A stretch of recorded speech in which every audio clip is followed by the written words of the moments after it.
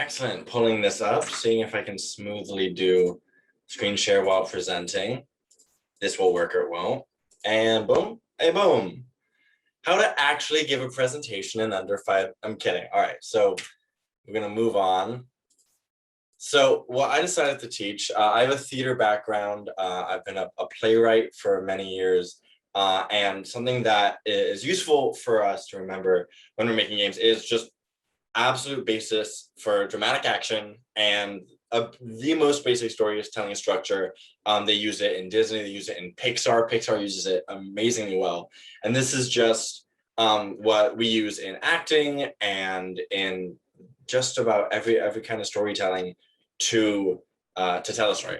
And to give motivation and sort of some weight to actions. I'm setting my own timer so I can get an idea of how far we are. So first off, it starts with the objective. The objective, we can split this into two. We have the super objective, which is the light at the end of the tunnel. That is what you're shooting for the entire game or the entire story. For example, in the game, It Takes Two. I won't spoil it for anyone who hasn't played it yet. It's a hoot and a holler. Your super objective is you want to figure out what's wrong with your daughter. You want to make things better with your daughter. For those of you who don't know, the concept of the game is that you are a set of parents, you're about to divorce, and your daughter finds out and magically turns you into dolls. So you're trying to figure out how to get back to being dolls. But at the heart of that is trying to fix that relationship and to do that relationship management. However, in order to achieve that objective, we have smaller direct objectives, like not being dolls anymore. And we can break it down even further with every single level or every piece of a level into, all right, in order to become not a doll, I need to get out of this area. How do I do that? I solve this jumping puzzle, or I solve this logic puzzle. A lot of puzzles are in the way. The direct objective can either give incremental progress towards a super objective, or it can distract. So along our way, we may, for example, if you're looking for a specific object, if you're looking for an apple, and we all do this at home, you go downstairs, you're looking for an apple, but there's some nice looking chocolate bar on the table on your way there. So there's the side quest on your way towards getting that apple. Now, the way that we get our objectives is called a tactic. It's anything you do trying to achieve an objective, and it is usually a direct action. Tactics are also what we know in the gaming industry as the game. Your tactics are what makes your game unique, and those are your mechanics, and that is your style. For example, games like the Telltale series of games, the tactic is through decision making and through that branching narrative. You're usually using, you can make an action or you can use dialogue, and depending on your game, the tactic that fits the kind of story you're trying to tell is the one that you're going to offer to players. And you want to make that tactic most available.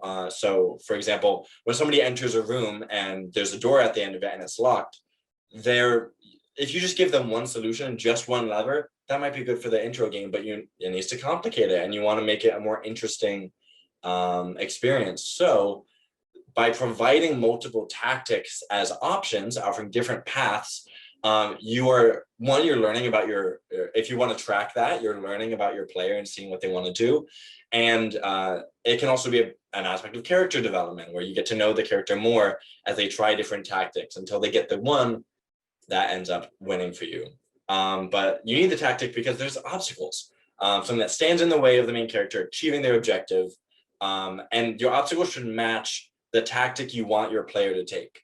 So if this is a fighting game, if it's all about getting stronger, your obstacle should be a big, strong dude who has a bigger sword than you. And so you need to use your tactics of getting stronger or being more clever than him to overcome. So in a fighting game like that, if you had an obstacle that was, all right, now you have to solve this puzzle, then you can ask the question of, is that serving the objective? And is that really telling that story in all elements? So it should really try to relate to the super objective to create conflict. And meaningful conflict can be either internal or external. It can be either internal with a fork in the road, so you have a defining moment where you go this way or that way, and it blocks off options. So a door closes because you walk through another door. It can be external, like a literal fork in the road if it's a driving game, and then you've stuck a fork in the road and they have to get around it. Again, these are can be environmental, or it can be an enemy with a contrary objective to your main character. I've also included, and I only have 30 seconds, give or take, left, so we're just going to look at this. This is the basics plot structure where we have the way things are. As things, then something changes to interrupt that, so things can no longer stay the way they are.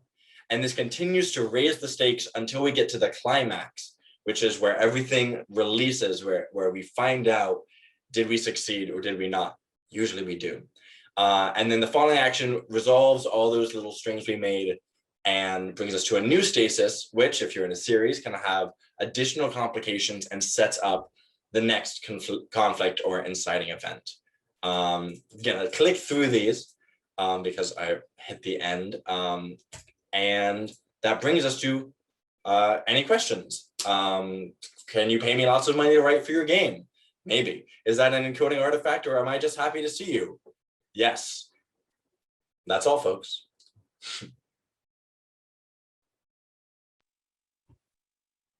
It's funny that you had like all those slides, and it's like, man, we all went over. I don't know.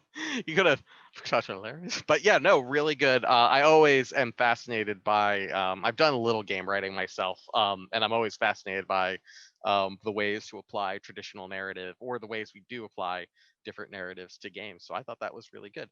Do we have any questions from everybody? One thing I'll add while any questions come in is that I don't think of the basis of action or the basis of storytelling as rules to follow. It's just another lens or another perspective you can use when you're evaluating your game. And you can say, all right, am I providing them different options and tactics? Or are the tactics they're using serving what this story is all about? And it's useful to go back to those basics throughout the process, because it's easy to lose the forest for the trees. Also, I guess I'm curious to know, you mentioned It Takes Two as one of your examples, but I was wondering if you had any good examples of other games that might have followed some of these principles that you've mentioned. Sure. Well, I hate to answer the opposite, but a game that is popping into my mind as one that didn't quite. I think with when we get cookie cutter with some mechanics, it's like, all right, I know this, and so the game I'm thinking of is Jedi Fallen Order, which is a very fun game. But I've noticed that we have the narrative and then you have the gameplay, and the narrative is about this young Jedi, and he's trying to figure out his identity and the world of the Jedi. But then you have these actions or these parts that it's like he's fighting in moment, or you have to fight to win, to get out of these areas, when really that scene or that sequence isn't about fighting. It seems to me that there can be better options, or we can more customize our scenes and our puzzles for the narrative. I mean, Telltale Games is one of the studios that brought me into wanting to write for games. And that's a perfect example of the game is all about the choices you make and the consequences of those choices. And so by keeping it firmly in that pretty limited scope of engagement with the story, you are ensuring that's the takeaway. The takeaway is, I made this decision and that's why the dog's dead. Right. Jason bringing up the dreaded term that no one wants to use, ludonarrative dissonance, but yes, essentially that's what it is, and I 100% agree. And I feel like a lot of games fall into that trap, particularly Star Wars games like Fallen Order, just because it's really hard to do a light side Jedi when they're supposed to be pacifists, but also you're trying to make a really fun action game. Which maybe there are other areas of the Force that you can explore, but that's a soapbox for another day. exactly. Rob, That's a pretty good question. right? Let's see. Rob asks, the structure is described is linear. Can you talk about for writing for when player characters leave the path? And yeah, a lot of games are non-linear. That is true. True. So I think that the thing I think about both structure and dramatic action is it's scalable. You can think of it, you get one structure or you get one, and I can probably click back to the. So yeah, so this plot diagram doesn't just relate to your entire story. It can relate to a single scene.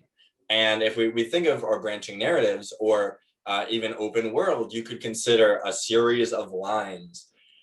And in those situations, you want to make sure that so once your hero starts on their journey, once they get that inciting event, regardless of which direction they take, they're experiencing a rising action towards a climax.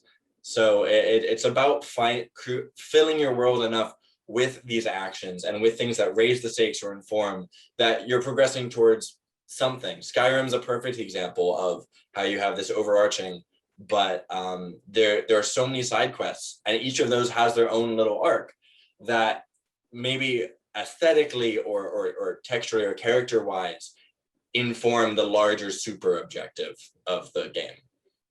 Cool.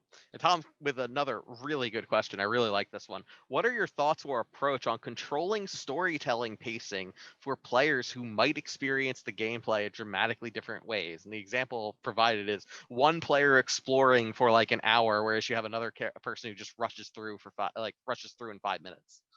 Right. So the speed runner versus 100%er conundrum. Okay, I haven't cut out. So I think that comes down to, once again, anything that you put in the game is fair play. If you put a bush, someone might go explore that bush, especially if you've got a really nice model of a high quality rose bush.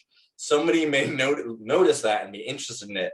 People are going to make connections all over. So I think of that that comes down to level design and making sure that if you want them to go somewhere specific, you are giving them incentive to do so by either making it more interesting or more flashy, by rewarding them by going certain directions. There's always going to be someone who goes off the path, and I'm certainly someone who loves finding Easter eggs and loves finding little secrets that they've left for us, and finding new ways to do things, or it feels like a more clever unintended path. Those are part of the enjoyment as well. But whether you make it a click through, you can make a click through experience that's going to take 1 hour no matter what, and making sure that anything you put in there is working towards that story. So yeah, the person who searches around is going to eventually be directed where you want them to. I think that for quality of life, I like to see a little diversity in that. So you can have the person who wants to go straight through and get all the major points and get to the end of the game. Great. You can make the game for them, but you also on the way probably end up making a game for the people who love the game and who love game design. That's where that labor of love comes in, where you're like, I don't know if anyone's ever going to notice or see this, but I love it. And someone who's going to play that game is going to go out of their way and find it. Very cool. Awesome. Thank you so much, Micah. This was great. My pleasure. Yep. Thank you.